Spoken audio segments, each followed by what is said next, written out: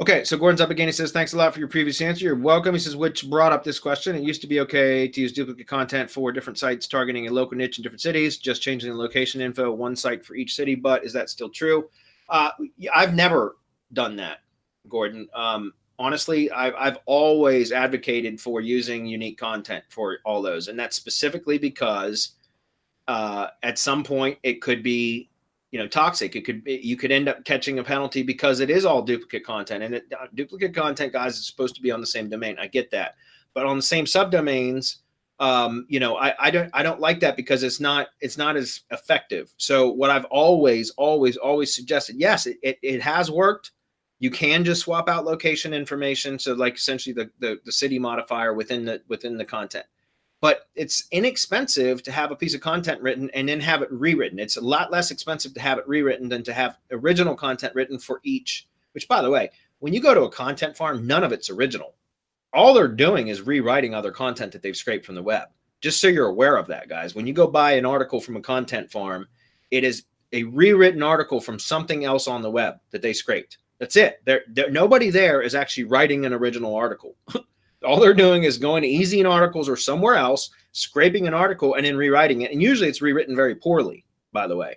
But what I'm saying is you can go out and order an article, have it, written for whatever. Let's say it's a 1,000-word article and it costs you $40. And then you have article rewrites. So let's say you got 6 subdomains. Well, you got the original, so that you paid $40 for that, but then you order 5 rewrites. It might cost you $8 per rewrite. And now you've got 6 original, unique, I'm using air quotes, but 6 are unique articles that are going to be more effective, in my opinion, long term than having the same piece of content used across multiple sites where the only thing you change is the location modifier. So that's how I've done that, guys. I've got lead gen assets out there with subdomains, with 20 subdomains, and they each have their own unique content. And that's specifically for that reason. Again, it's your call. I've always wanted to build long-term assets that will rank and produce revenue for me for years, and I've got many of them. And so, again, I always think about, it might be a little bit more expense and a little bit more hassle on the front end, but what's more of a hassle? Having assets that stop producing or start performing poorly because of you took shortcuts on the front end. If they're producing revenue for you, and again, guys, I don't know if it works or not because I just don't do it. I don't know if it still works or not. Other people may be able to comment and say, "Oh, it works fine." That's fine. If you want to build your business that way, do it. That's up to you.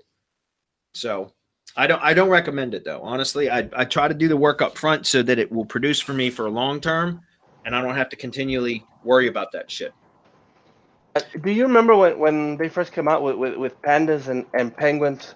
What Google was asking for: fresh, unique, relevant content that's updated on a regular basis. You remember how often they repeated that? That was when the doofus, what's his name, was still with the spam team. Matt Cutts, right?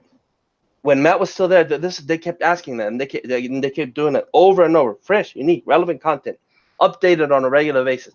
But they're telling you that for a reason. The bot feeds of content. Now, I know that people have done tests and where they've used Latin and it ranked, but there were still keywords interspersed with that Latin garbage that made it rank, and that's what the bot is feeding off. It's feeding off that information that you're giving it, and if you just keep pushing the same information over and over. We've seen this, again, we always test, guys. This is why we can give you the answers to these questions. We've seen it time and again in local GMB Pro, that if you use different posts, that if you do it regularly, whatever regularly means for your niche, because niches are different. Each niche will react differently to the post frequency.